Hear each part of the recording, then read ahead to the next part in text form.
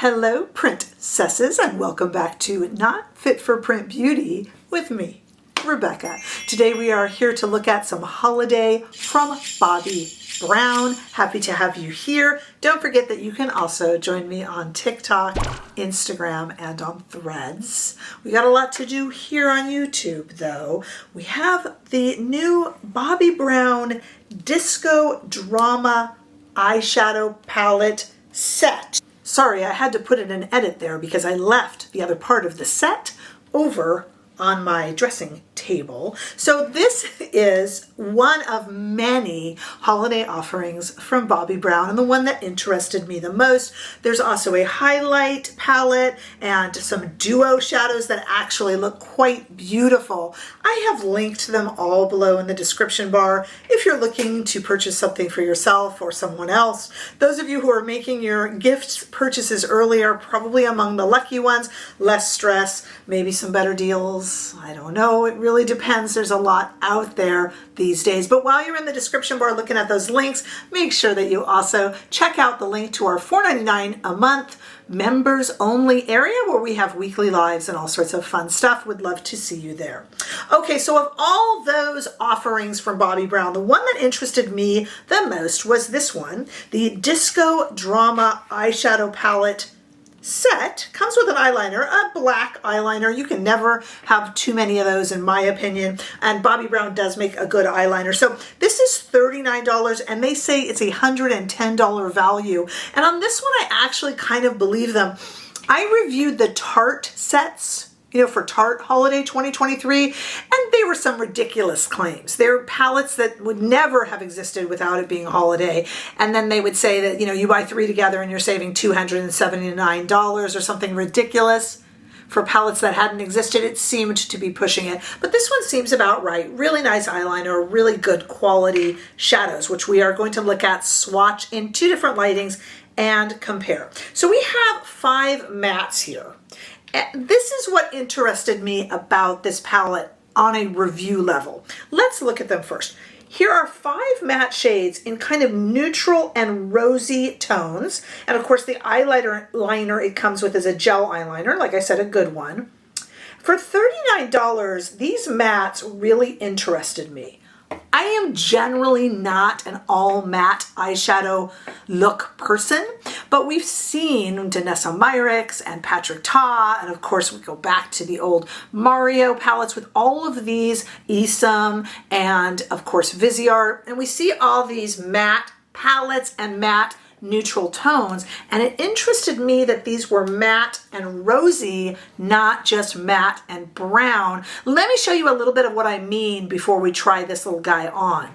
Let's look at these shadows first. I did a little squiggly line of the eyeliner. It's actually still on my arm there, so you can't get this stuff off. So here it is first in studio lighting. Take a look at these 5 mattes in the neutral and rosy. It really ends up going rosy, and that's where I like my neutrals to go. I know I should be sick of it, but I don't really have any neutral mattes in rosy shades. Lots of shimmers and shimmer matte combos, but nothing really neutral matte that's also buttery, and I thought I could trust Bobbi Brown. But let's take it outside to see it better into the warm California sunshine. So take a look at them there. Really pretty. They go on nicely. They build nicely. Bobbi Brown is a trusted name, even though of course the namesake of the brand has left the brand, of course. They still uphold a certain standard. I think their makeup is actually really good, albeit not always the most exciting.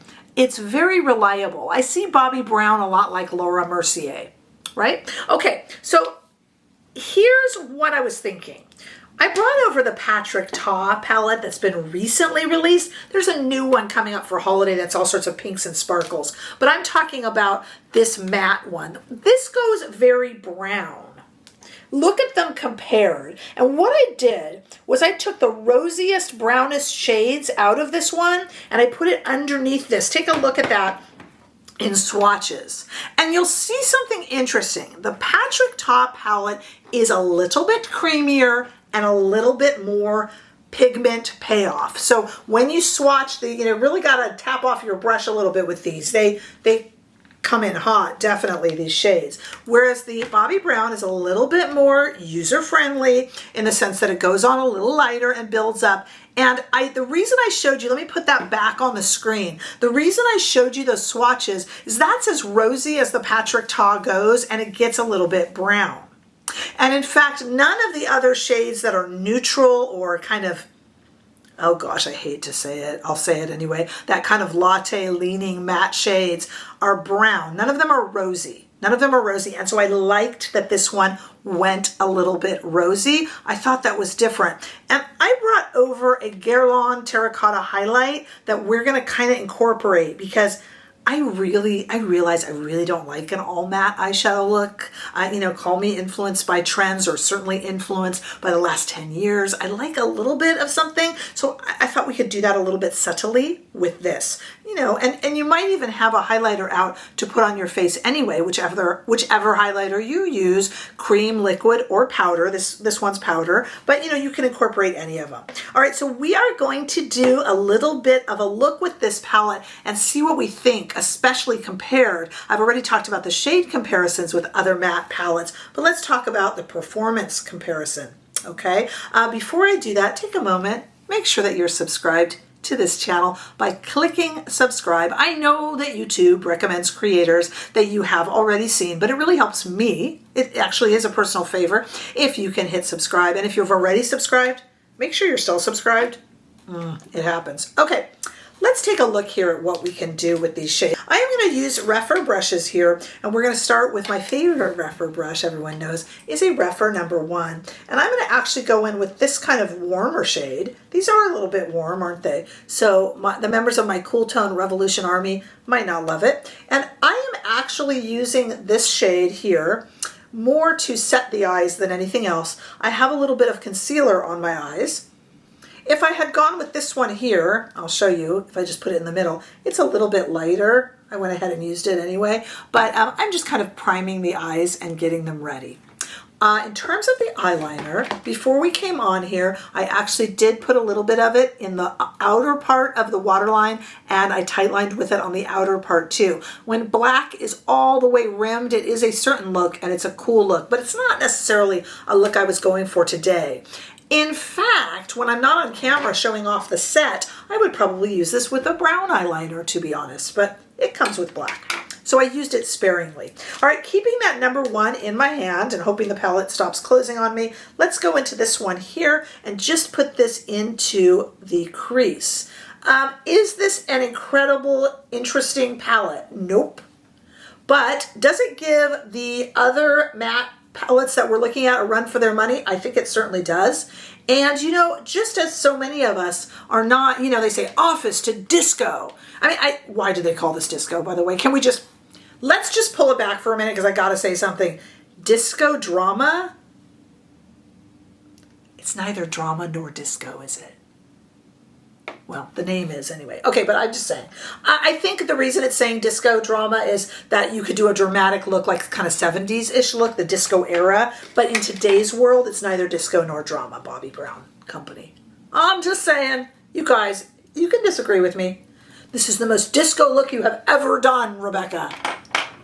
Put on a Halston and head to Studio 54. Not so much. Okay, so let's go ahead and switch up to a Rephr 14, and let's go into these pretty pink shades, which are really pretty. To me, this is a work eyeshadow palette. I do see what they mean by disco. It's got that real kind of retro 70s feel, so I'll stop making fun. No, I won't. But, you know, disco, not so much. We're going to try to disco it up with that highlighter I brought over.